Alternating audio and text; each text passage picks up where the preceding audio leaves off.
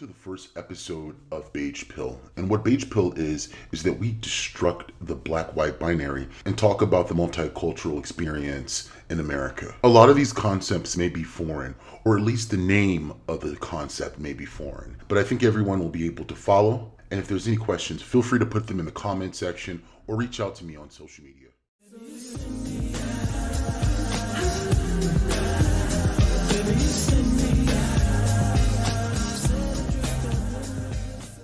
On this episode of Beige Pill, we're going to talk about the history of African Americans being enslaved by Native Americans. It's a history that not a lot of people know about, and it's mostly forgotten by time.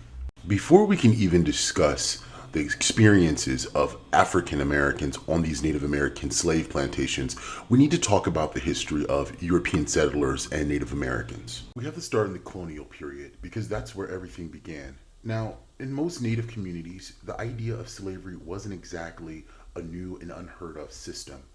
Granted, the system of slavery would change significantly once Europeans became involved. There had always been a prisoner of war, slavery, captivity situation in most Native tribes, specifically in the Pacific Northwest and in Alaska. Another fact that we can't forget is the relationship between the British and the Natives, and the French and the Natives, and the Spanish and the Natives were not the same. Granted, in each relationship there was some level of oppression and ultimately subjugation of the Native people. The first documented interaction between Africans and the Native peoples of the Americas occurred in 1502 in the island of Hispaniola, now known as Haiti and the Dominican Republic. Due to certain artifacts, it is speculated that Africans actually made it to the Caribbean well before 1502, but that's speculated. What is not speculated is the fact that Native people experienced similar oppression as the African slaves.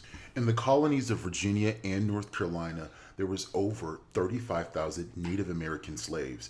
We're not even counting how many African slaves were there. During this time period, many African slaves intermarried with Native American slaves.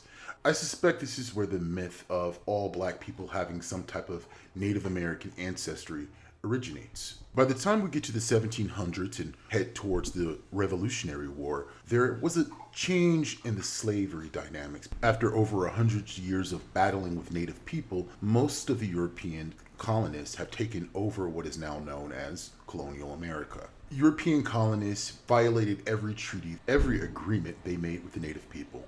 Prior to the 7 Years' War, which is really the triggering point for colonial independence, states became a little nervous about the relationship between Native people and African slaves.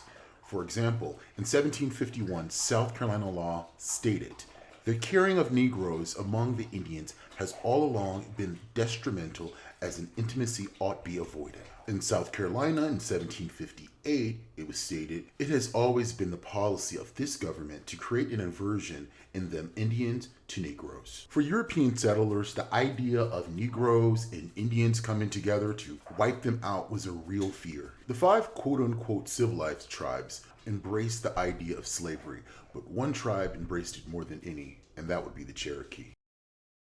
Slavery, of course, came to an end in the United States after the Civil War, but weirdly not everywhere.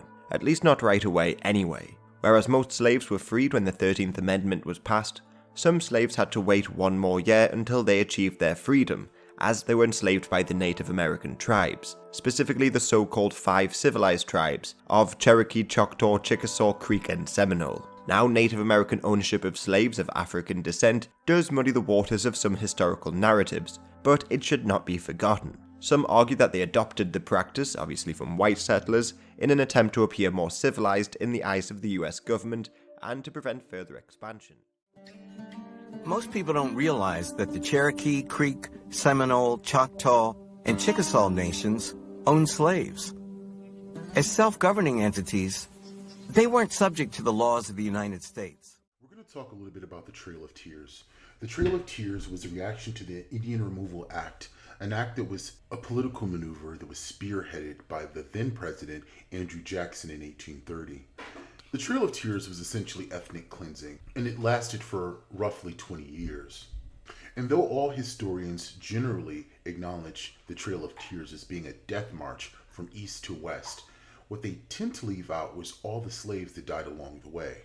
In fact, there's very few memorials or even acknowledgement of the slaves who died during the Trail of Tears. It's almost like they didn't exist. That's how oppression works. See, even a marginalized group can still see a group beneath them and still be just as oppressive and evil to them. And let me be frank, this isn't me pointing fingers. As far as I'm concerned, everyone was fucking up during slavery. From the European settlers, to the African tribesmen who sold their brethren into slavery, to the Native Americans who benefited from this new caste system in the colonial America. There was enough dirty hands to go around, but some of those hands had blood on them. But when you think of the Trail of Tears and the forced removal of Indians from their native lands, you probably don't think about them moving with hundreds of black slaves. Or if you imagine a chief of the Choctaw, you probably don't instantly think of Greenwood LaFleur, who had a plantation in Mississippi with 400 slaves. Plus, when you think of the Cherokee, you probably don't think of them putting down a huge slave rebellion in 1842. So the idea of slavery within the Native American tribes being somehow easier is also a bit of a myth, as when runaway slaves tried to make their way to Mexico, they were often being pursued by the Cherokee or other tribes. If we were to count the amount of slaves that were held by Native Americans, it would be significantly less than the Europeans who held slaves in the Americas. But if we were to look at things proportionately, 10% of Native Americans held African slaves. And let's be frank, a cotton plantation was a cotton plantation. Irregardless to the hue of your master, if you were a slave on any cotton plantation, it spelled a short life marred with physical abuse. But over the last couple of years, Native Americans are viewed as the heroes of the past. Most African Americans look at Native American people fondly. They acknowledge the fact that they fought against a very powerful system, and though they lost, they still had the nerve to fight. The purpose of this mini documentary is just to tell the story of what it was like being an African slave on an Indian plantation in the Americas. And one famous actor has a bit of a history with Native American plantations. What are you most eager to learn about your family?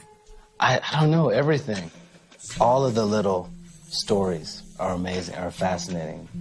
Actor Don Cheadle has never heard anything about his ancestors who lived through the aftermath of slavery. So we searched for clues about his father's side of the family.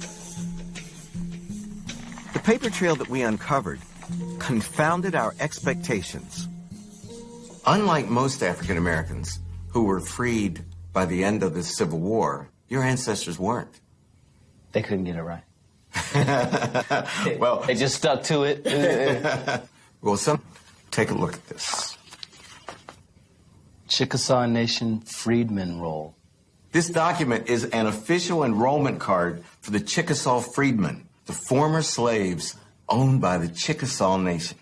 Owned by the Chickasaw Nation? Owned by the Chickasaw Nation. Your ancestors were enslaved by Native Americans. Here's your great-great-grandmother, Mary Kemp, her 11 children, including Bill Cheadle, your great-grandfather, William. And you can see William's father, Henderson, or Hence Cheadle. You are one of the few African Americans who was not enslaved by white people, but enslaved by Native Americans. I don't know how I feel about that. It's crazy. So the natural question is, what next? We've talked about the history of Native American slavery. We've talked about the history of African American slavery under Native Americans. So what do we do with this information? Besides adding this information to our living memory, what else can we do about this situation? Well, we can learn about how these issues with African Americans, the freed slaves of Native Americans, are still at war with the Native Americans on reservations. And when I use the word war, I don't mean that in a literal sense, but definitely a legal fight. Many of these Native American reservations are trying to strip the former slaves of their rights to any Native American land. There's some cruel irony that the former enslavers want to banish the former slaves off of land that really no one really wants. Looks like slavery wasn't the only thing they learned from their European counterparts. In Broken Arrow, Oklahoma, there lies a cemetery for Creek Indian freedmen, the tribe's former black slaves. It's neglected and becoming a dumping ground. Yeah. Yes, this is one of the Benjamins. When Rhonda Grayson first heard about it, she didn't get very far in her inquiries about who owned this plot of land. And when I received the second call, I said, this is the ancestors calling us, and we have to do something. Not only did she find the owner, she managed to acquire the land on behalf of the Creek Indian freedmen. Now she's begun work on restoration and an accounting of who's buried here. Now, this is Rebecca Johnson, born July 4th on Independence Day, 1865. At the recent commemorations for the centenary of the Tulsa Race Massacre, black Native Americans are a strong presence. And as with the massacre of 1921, many in the US and elsewhere aren't even aware of their existence. Some Native American tribes long accepted black members. But in what's now Oklahoma, white settlers judged the tribes civilized because not only did they assimilate with the newcomers in dress and religion, but also in the adoption of black chattel slavery. After the Civil War, the tribal nations abolished slavery as part of treaties signed with the federal government in 1866. Former slaves would be fully integrated and now known as freedmen. And there was full integration and intermarriage. Ligas Choteau Perryman even served as the principal chief of the Creek Nation between 1887 and 1895. We know that America Cohee was born in 1888. She is an original enrollee of the Muskogee Creek Nation. Rhonda Grayson's great-grandmother lived her whole life as a member of the Muskogee Creek tribe. But then, in 1979, the Creek passed new laws decreeing that freedmen were no longer tribal members. The other tribes followed. Freedmen would lose their tribal voting rights, as well as their housing, health, and other benefits. Everyone should be outraged that this could happen in 1979. Tribes argued it was an expression of their sovereignty. An 1866 treaty with the U.S. government should not be the final say on who was a member of their tribes. They should be. Sovereignty is fine, but sovereignty does not give you the right to discriminate against a people, and that's essentially what's happening. Grayson, who's been leading efforts to overturn the new laws, sees other motivations. It's about greed and it's about racism is the core of the entire issue. That's it. Efforts to pressure the tribes to reverse their exclusionary policies have been successful in the courts. In 2017, the Cherokee Nation was forced to abandon plans to expel its freedmen. Cherokees are people, and unfortunately in this world there's still people who are racist. I think the vast majority of Cherokees are not. The U.S. Congress is getting involved, threatening to withhold funding if other tribes don't reverse course. And it seems to be working. Some say they will open a dialogue on the issue.